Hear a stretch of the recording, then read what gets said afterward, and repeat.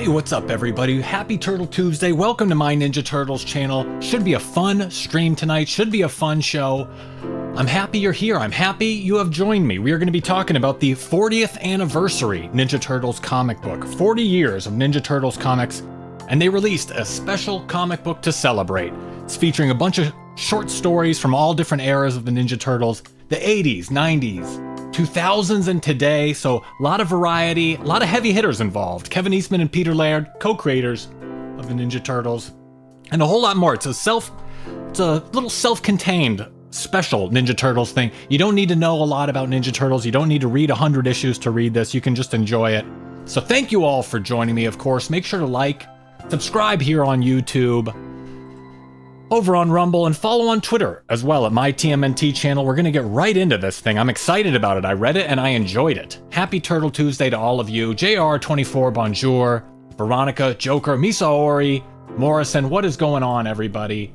Thank you for joining me. And of course, shout out to the Replay gang. I'm excited to talk about this comic book. It's really cool, and I really enjoyed it. It's, like I mentioned, it's a bunch of self-contained stories. You don't need to know a whole lot about lore and read 1,000 issues and be up to date on everything. You can kind of just pick it up and enjoy it.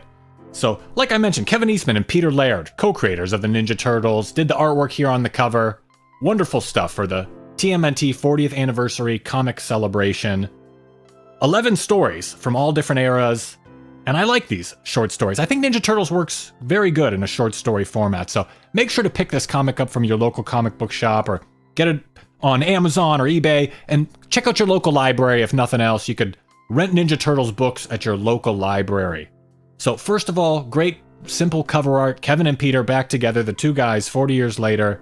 And it starts right off. I'm going to get right into it. I don't think I'm going to spoil too much, but I'm going to reveal some stuff, so buckle up. Thank you for joining me. Looks good. It's a good comic. I was happy to read it. There's a bunch of different artists involved from all different eras. It's really cool. I should zoom out a little bit, actually. It's a little tough to see, but you get the point. A lot of different eras. Mirage, Archie, Image, IDW, whatever you want, they've got it. Tales of the TMNT Volume 2. Actually, let me try zooming in. I'm going to try a scroll thing here. Bunch of heavy hitters too. Jim Lawson, Chris Allen. How about that? Does that work? We'll try this scrolling feature. Even the Image guys are all back together. A lot of the original creative teams, the original creative people that put it together back in the day, they got them back for this book, and they're all working together, and it's really great to see. It was great to read. I really enjoyed it. So getting right into it, first story by the Kevin Eastman, one of the co-creators of the Ninja Turtles. Wrote the first story and drew it. Well, actually, he didn't write it. It's Edgar Allan Poe wrote it, and he drew it. Kevin Eastman has a great, unique style, and it was interesting to see the Turtles art paired up with Edgar Allan Poe's writing. So I'm not a super huge Edgar Allan Poe fan. I mean, I'm aware of him. He's great, very talented guy, but I'm not that familiar. It's got that old-timey English. It's kind of tough to read. It's poetic. I can barely read regular writing. It's tough to read that poetic stuff, but it was a nice, quick intro to the whole book. It set everything up well. All the stories are like 4 to 8 pages. And I enjoyed it. Kevin's art, you know, is classic, of course. It's got that simple, classic Ninja Turtles look. Not to be rude, it does leave something to be desired, if you know what I mean. Sometimes it's simplistic. It's beautiful and wonderful, but it's just not the most amazing art you've ever seen sometimes. It's very good, but it's simple. It's crude in a very charming way, if that makes any sense. It's very good. So the other thing I wanted to mention, they get right into it. There's 11 stories. They're all 4 to 8 pages long. The Kevin Eastman story was good with the Edgar Allan Poe writing. Very interesting. I thought it was interesting they paired that up. And the next story comes from Jim Lawson.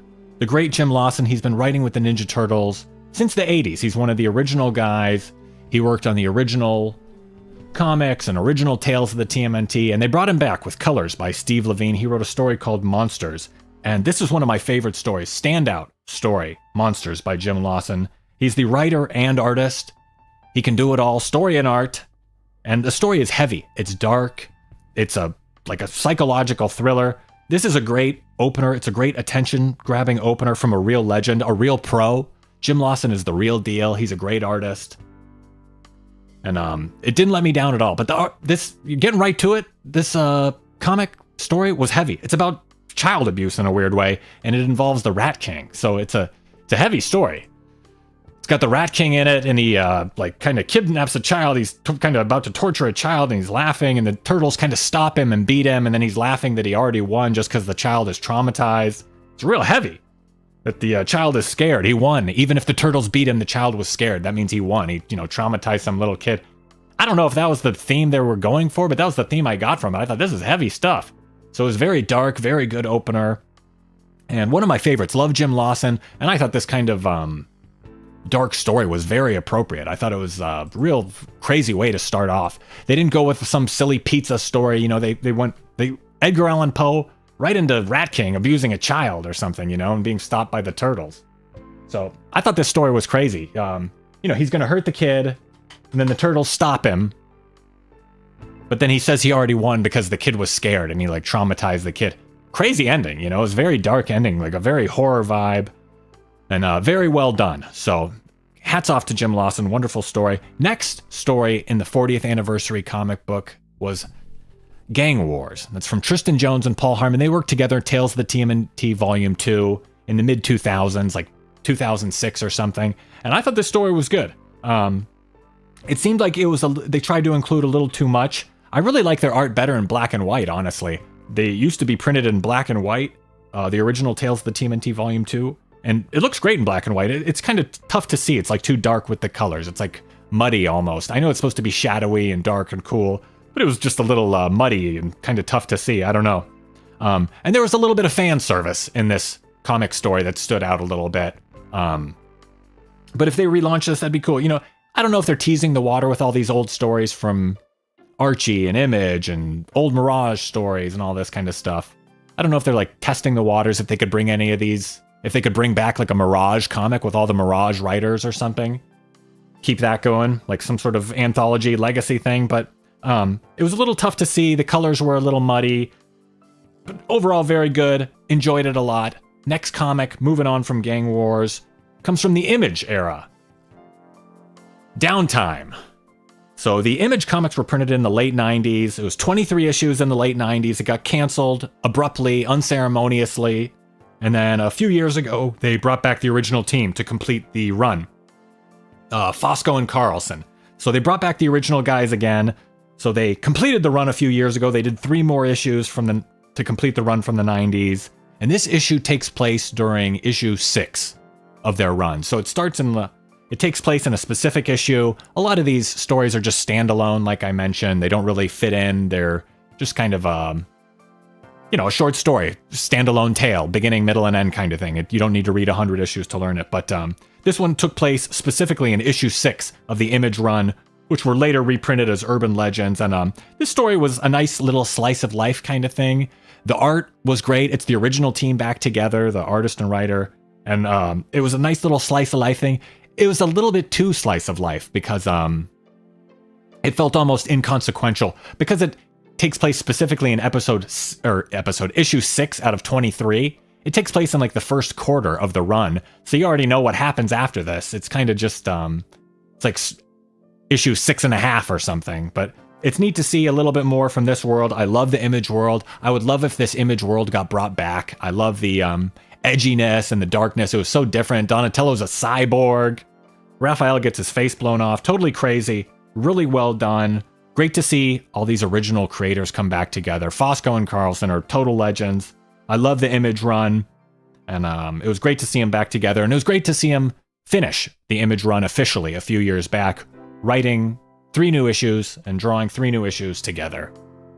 So moving right along after that comic, Downtime is what it was called. Moving right along, we have something from the Archie era, the early 90s era. The late 80s, early 90s era, I guess. Archie comics.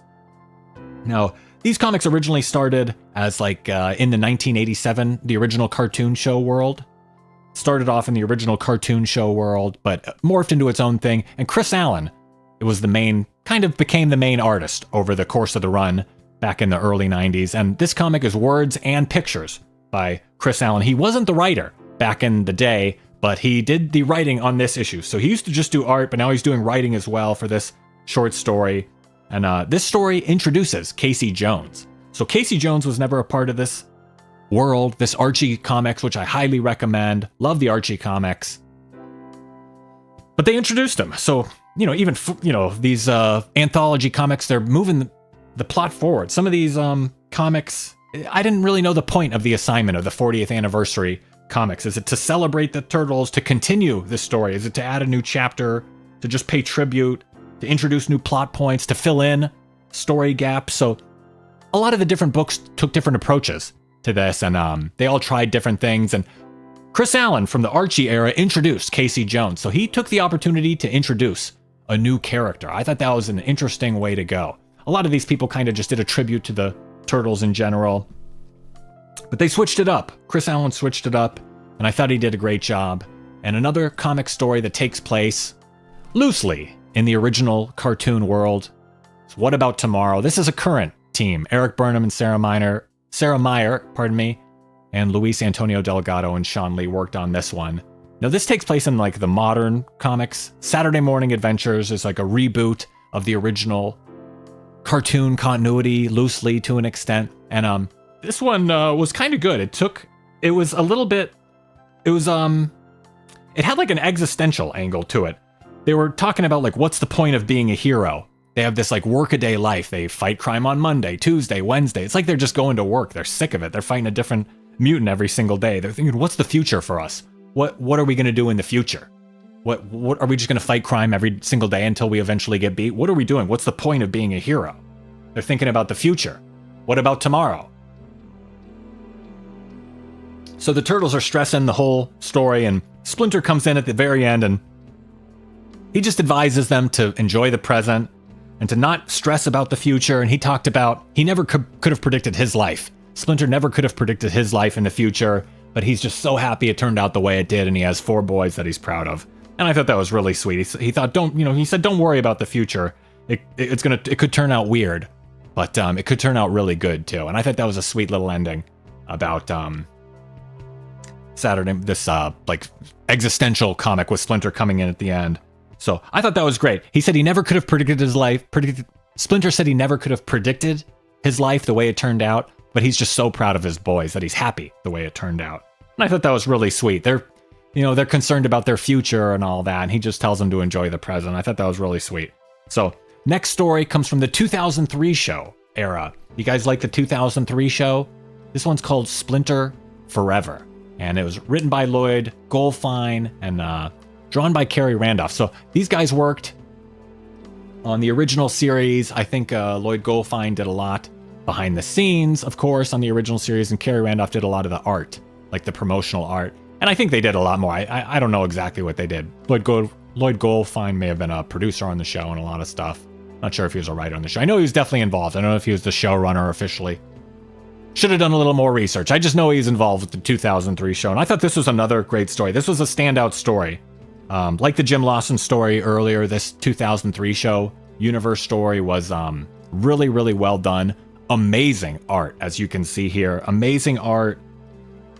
Really well done. Like fantastic art. Each page is like a poster, and it's Splinter.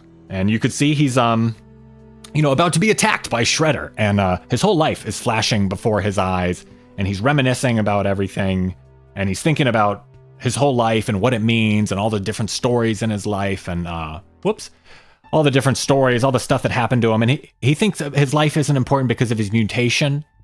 He thinks just being a mutant rat isn't a big deal, but the thing that stood out in his life is being a father, and he's proud of his sons. And he thought, even though his life is crazy the way it turned out, he couldn't think of anything better for it to turn out. He couldn't think of a better way for it to turn out. He says at the very end of the story, "Yes, mine is a life I never could have imagined for myself. And even if given forever, I could not have dreamed of one better." And he's just talking about how he's so proud of his sons, and it's just so sweet how that ends up. They have this crazy life, but when it boils down to it, his life is flashing before his eyes. He doesn't think about his mutation. He doesn't think about fighting Shredder. He thinks about how proud he is of his sons. He thinks about his relationship with his sons. And I thought that's really sweet. Even his life is flashing before his eyes. What flashes before your eyes? Before you're going to die. So this one was a standout story. Really well done. Hats off to the 2003 team. looks really good and a really well-written, well-crafted story. Showcase each of the turtles' personalities, so really well done to that story. And next, Krang Among Us from the 2012 era, a little bit more modern era. The 2012 show ran from 2012 to 2017, and this is story and art by Ciro Nieli, who was the showrunner for the 2012 show, the CGI show. He was like the producer and the showrunner, and he is also an artist, a very talented artist, and he brought the 2012 show back to life. I love the 2012 show. And the art is darker and more mature. I felt like the CGI show, the 2012 show, it's kind of cute sometimes. Like Michelangelo looks really cute. But these guys look a little bit older and more mature. They're darker. They're a little bit sketchier. And Ciro Nieli could be a full-time comic artist if he wanted. I know he could do that, but he's doing more than that to an extent as a showrunner and a producer and stuff. But he could be a full-time comic artist. Really well done. And he introduced a new villain. And the story ended on a cliffhanger. So it was a little... not unfulfilling. No, it was like a filler episode, but it was a lot of action. It was like a nice Mutant of the Week story. It was a good classic beat 'em up Mutant of the Week Turtles story. And you can see here the Turtles look tough. The Turtles look more mature. They look edgy. And I think the limitations of the computer generated stuff held them back to an extent when they used to do the show, 2012. So if they had more of the modern technology, I think they would have done a little bit different of a look with the Turtles, maybe something a little bit edgier and more mature. So hats off to Ciro Nieli. Love the 2012 show. Probably my favorite Ninja Turtle show. Probably the best well done Ninja Turtle show, fully fleshed out. Really loved that story. Really loved the show. Next, we have Farewell. This is a Rise of the TMNT story. Farewell, story and art by Andy Suriano. Of course, Rise, the two showrunners were Andy Suriano and Ant Ward. And so they got one of the showrunners back, one of the main, big guys behind the show. And he wrote and drew this as well. A lot of talented people. You think they're just a TV producer. They can also draw a comic.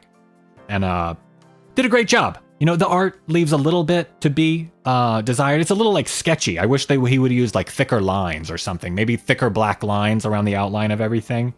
It's very colorful. It's very bright. I think Rise fans loved it. He maybe tried to include too much. This was one of the books that didn't just pay tribute. This was one that, this wasn't a story that just paid tribute. They really tried to move the plot forward. They introduced multiple characters. There's a sad portion of the story. It's almost like taunting the fans to introduce a new character and tease them. And instead of saying the end at the end of the story, they said hard pause. So it's a little bit like they're taunting the fans. Just tell them it's over. Tell them it's the end. Was Rise fans, but it was really well done. It was an interesting story, and I would like to see the Rise story continue, even if it's in comics. A lot of these stories, it makes me wish the comics could continue. I wish that Archie bring back every one of these series. Bring back Archie. Bring back Tales of the TMNT Volume 2. Bring back all the old Mirage crew. Keep the 2012 show going. Keep Rise of the TMNT going. I would love it. And the next story was probably my favorite. It was really, really well done. And it's called Father's Day. And this is from the modern IDW crew, Tom Waltz, Michael Dialinas. And this might be my favorite TMNT story of the year. Might be my favorite TMNT comic story of the year. So it's essentially each son going up to Splinter's grave and paying respects at the gravesite. Kind of each turtle goes up alone and gives a little eulogy and kind of just says, hey. They're kind of just, checking in. And it's a really beautiful story. It's really touching. I thought it was perfectly executed. I thought it was really, really well done. And it was like a really emotional story. It was really touching. I totally got choked up when I was reading this story. I thought it was really, really well done. You get to see each son, each turtle goes up to the grave site, kind of the memorial, and talks to Splinter a little bit. And it is just brutal to read. It is it's a real tearjerker. Really well done. It showcases all the turtles' personality, and April and Casey and Jenica, and it's they're just going to pay respects and saying hey to Splinter, just checking in, saying what's up and all that. And it's really good, perfectly executed. Like I said, I would give this a 10 out of 10 story. It's like you could read 1,000 bad issues of Ninja Turtles, like you slog through the mud for like years. And then you get a great story like this, and it just like makes it all worthwhile. So really good stuff, perfectly executed. Not saying that the other stories are bad or anything, but I really just enjoyed this story. Really touching, really hit on all the bases of what this comic book is supposed to do. It paid tribute to the franchise. It showcased the Turtles' personalities. It kind of filled in some story gaps. Really well done. And letters by Tom Napolitano. So really well done here. And you could see the Turtles were just wishing Happy Father's Day to Master Splinter. They were just checking in.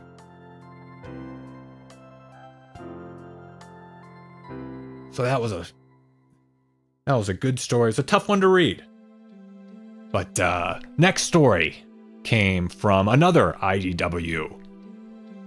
Another IDW fixture of the past bunch of years. Rhonda Pattison wrote the next story. And Rhonda Pattison is usually a colorist. So it was nice to see Rhonda Pattison get a good credit as a writer. A big credit as a writer. I don't know how they do payment for these kind of things. I hope she gets a big payment. I don't know if they get... They probably don't get royalties, like if it sells a certain amount of issues. But this, I gotta say, it's probably tough to follow Tom's story. Pablo Tunica on art, I believe. Very stylized version of the art. It's kind of like a messy style. Sometimes I love it, and sometimes I feel like it looks messy. But this takes place in a specific issue as well. This takes place during issue 131 of the IDW run from Ninja Turtles. So this takes place in like the modern Turtles era. Issue 131. They give a special thanks to Sophie Campbell as well, which is really nice. Sophie was the main writer at this point on the series between 101 and 150, and this story is called Teen Spirit, and it features the Turtles training in the woods with a friendly Master Shredder. So, felt kind of unnecessary to an extent. I wanted to see the Turtles hang out with Splinter, bonding with Shredder, and having a good laugh. It was nice, but felt a little strange. It was weird it takes place in a certain issue, but great to see Rhonda Pattison writing. I would love to see Rhonda Pattison back as a writer. Very talented colorist and also a talented artist. She does a pinup in the back of the issue. She does great art. She does like this, I don't know if it's like a Norman Rockwell Americana style painting where there's two turtles like getting a milkshake at a counter. It's like one of those 50s style paintings. Great art from Rhonda Pattison. A lot of strengths. Writer, artist, colorist. Really well done. And it's great to have her involved in such a big selling... I hope this is a big selling book. A lot of reach on this book. And I thought all the stories were really good. There's a bunch of pinups in the back, and I thought they were all good. It was nice to read all these stories. It was really refreshing to check in with all these different universes and get a little reminder of why they're all so good. Reminder of why I like the Archie universe. Reminder of why I like the Image universe. And like I said before, short stories. I think the short story format is really good for the Turtles. I find the Turtles work best in the short story format for me. I like that they tell a story with a quick ending. Sometimes when they're telling the ongoing story, they're dragging stuff out and they're just kind of getting to the next issue. But many Ninja Turtles short stories are among my favorite stories. So they even gave a little Last Ronin shout out in the first story. They just kind of put a little drawing of the Last Ronin in the first story. So they say it's Mirage, but it featured the Last Ronin. So it's kind of just a Turtles story. They're all just Turtle stories, but I highly recommend this. Get it at your local comic shop, Amazon, eBay. Rent it eventually when it's at the library. They're going to release a hardcover version of it eventually. And it's definitely worth it. It was a little expensive because it's like 100 pages long and contains 11 stories. But it was really well done, and it's one of those comics that's kind of worth it. It's a good, celebrates the 40th anniversary. And what was the point of the assignment? What was the goal of these stories? What was the point? To continue their stories from 30 years, 40 years ago? Is it to pay tribute to the franchise? Is it to introduce new characters and plot points, to fill in story gaps? They all had different approaches. They had a lot of variety, and they had a lot of different results, and they hit a lot of different notes. It was nice to see some fun stuff, some action stuff, and some really sentimental family stuff. I think when you boil the Ninja Turtles down, if you could boil it down, it boils down to just family. So it's so great to see the Turtles and Splinter. I think my favorite moments throughout Ninja Turtles comics and stuff, it's not fighting moments, it's like family moments. The fighting and the family stuff, they wouldn't be as deep or meaningful without each other. But I think like the emotional weight, the consequences, I think the family, the sweet sentimental moments are my favorite. So they had a lot of good stuff in this comic book, and I highly recommend it. I suggest you guys check it out. It was really good. Some of the stories were better than others, of course. Some of the writing was better in certain stories. Some of the art was better, but you get a great variety, whatever you like. I'm sure some people prefer different stories than I do. My favorites were the Jim Lawson story, Monsters, the 2003 story, and then Father's Day from Tom Waltz. So those were my 3 favorite stories celebrating 40 years of the Ninja Turtles. Oh, and we're doing a bunch of hearts in the... Let's do a bunch of hearts. Let's do some hearts, some pizza slices, some T's in the chat for turtles. Let's do it all. Let's do it full 21 pizza salute. T for turtles if you like the Ninja Turtles. And T for thank you to Kevin Eastman and Peter Laird for creating them 40 years ago. A pizza to you all, and a T to you all. T for thank you for joining me. T for turtles. I recommend this comic. It was really good. And you get 11 stories. You get a little bit of everything. It's a nice little variety platter. All different eras, all different creative teams. Comic stories from the comic world, from the TV world. They did it all, and they got a lot of the original crew back together to celebrate the 40th anniversary. Kevin Eastman and Peter Laird did the cover. A lot of early Mirage guys. Archie, Image, 2003, 2012, Tales of the TMNT Volume 2, IDW. They did it all. From Saturday Morning Adventures, Lost Ronin. What a wonderful comic to celebrate 40 years of the Ninja Turtles comic books. I highly recommend it. Gotta get it. Highly recommend it. Highly recommend it. And if you haven't read all the comics, if you haven't read 40 years of comics leading up to this, I highly recommend those too. Those you can definitely find at your local library.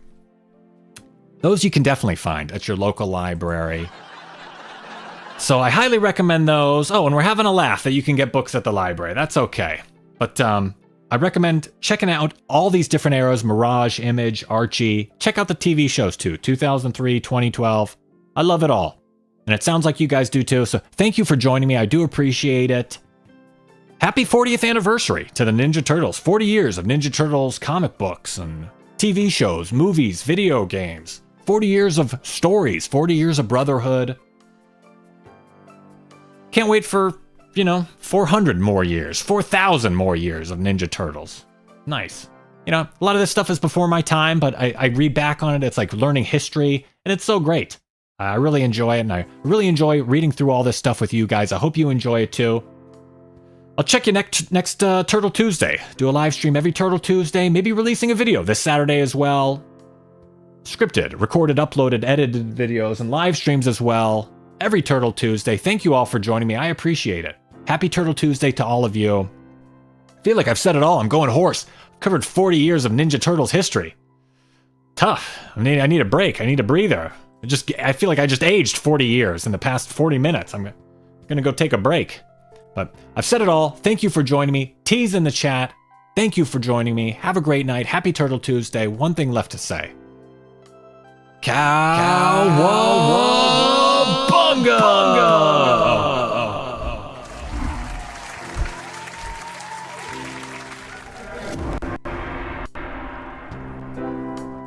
Thanks for watching. Feel free to leave a comment and share this video. Make sure to give the video a thumbs up and subscribe to the channel for more Ninja Turtles videos like this.